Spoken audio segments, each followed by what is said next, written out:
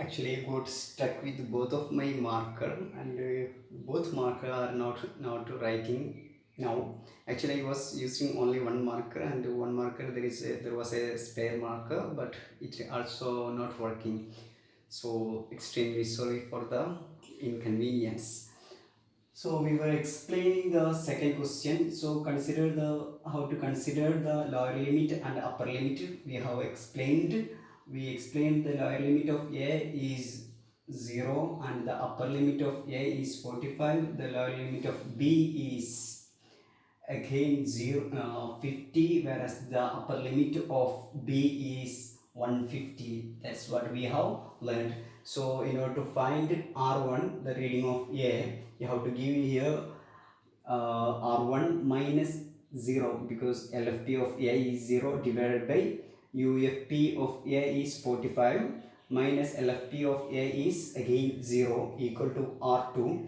The reading of b is 110, that is 110. So 110 minus LFP of b is 50. So 110 minus 50 divided by UFP of b is 150 minus 50. So you will be getting r minus 0 divided by 45. So r minus 0 is r1 minus 0 is r1 by 45 minus yeah, 45 minus 0. So 45 minus 0 is equal to again 45. So r1 divided by 45 equal to r2 is 110, that is 110 minus 50, that is 60, whole divided by UFP is 150 divided by 100. So r1 divided by 45 is equal to 60 divided by 60 divided by 100. UFP is 150, LFP is 50. So 150 minus 50 is 100. So from the one comparing, you will be getting the value of R1. That is a reading of A when the B reads 110 or 110. Now looking at the third thermometer, also the same way. See, here it is 99, here it is 5. Just like here it is 99.5, here it is 0.5. So instead of 99.5, here we are having 99. Instead of 0.5, here we are having 5. The only, and it reads 52 degree. Here it reads 15.5 degrees Celsius. The only difference, you have to find it in Fahrenheit. So how to find it in Fahrenheit? See, we are having the uh, equation R1 minus LFP divided by UFP divided by, sorry, R1 minus LFP whole divided by UFP minus LFP equal to R2 minus LFP whole divided by UFP minus LFP. So look at the values. UFP is 99 and LFP is 5. Now we are asked to find it in degree Fahrenheit, not degree Celsius. So degree Fahrenheit, we have to the just like R1 as the reading. So R1 minus LFP in Fahrenheit, that is 32. So R1 minus 32 whole divided by UFP in degree Fahrenheit is 212. So 212 minus LFP in Fahrenheit is 32. So here we can compare it with uh, F, that is R1 minus 32 whole divided by 212 minus 32, which is equal to reading in the thermometer, that is 52 minus what is the lower limit 5. So 52 minus 5 divided by UFP 99 minus 5, 99 minus 5 equal to R1 minus 32 whole divided by 212 minus 32. So that will be the equation. So the equation will be like the reading of the thermometer, that is 52. Again I am getting the same problem.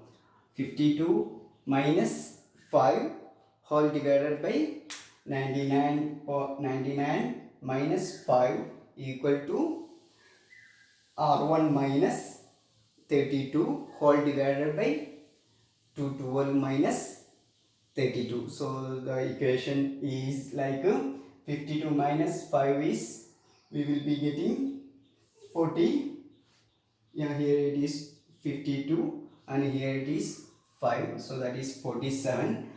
So 47 divided by 99 minus 5, that is again 94. So here we will be 47 divided by 94 equal to R1 minus 32 divided by 212 minus 32, which is equal to 180. So we can write it as 47 divided by 94 equal to R1 minus 32 divided by 180. So that from there you can find the reading in the Fahrenheit. So whenever you are getting a new temperature scales or a faulty temperature scales, compare it with the standard thermometer, where you are asked to find it in the, maybe you may ask to find it in degree Celsius, or you may ask to find in Fahrenheit, or you may ask it in Room, or you may ask it in Kelvin. In either case, in all the cases, the equation stands the same, that is R minus LFP divided by UFP minus LFP equal to R2 minus LFP divided by UFP minus LFP. So that is the concept that we have to use in this kind of in these kinds of questions. Now I have to discuss one more thing.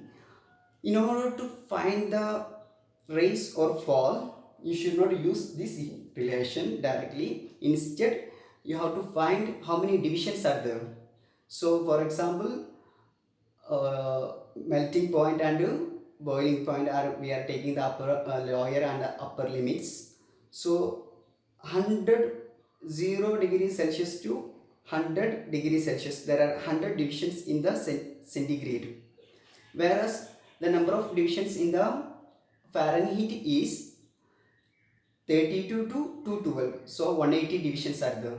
So 100 divisions of centigrade is equal to 180 divisions of Fahrenheit. So you have to compare the divisions.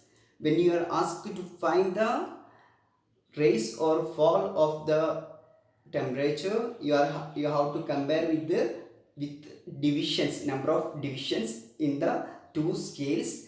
Here, where if you are asked to find the conversion from one thermometer to another, then you have to use this equation. So only two equations are there up to now. That is, one is comparing the divisions. Comparing the divisions comes when the fall or rise of the temperature is asked, and this equation will come when we are asked to convert one unit of temperature to another unit of temperature.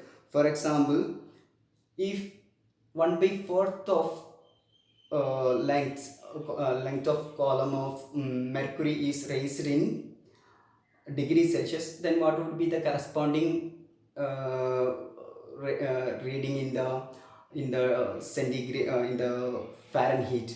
So we have to understand 1/4 of centigrade, 1/4 of length in centigrade. So what is the total divisions? Total divisions is 100 divisions. So 1/4 of 100 under 100 is 25 degree Celsius. So the raise here is 25 degrees Celsius, right? So the corresponding raise in Fahrenheit. So when 100 divisions are raised in degrees Celsius, then there will be a 180 divisions will be raised in Fahrenheit. So if one division is raised in degrees Celsius, then 1.8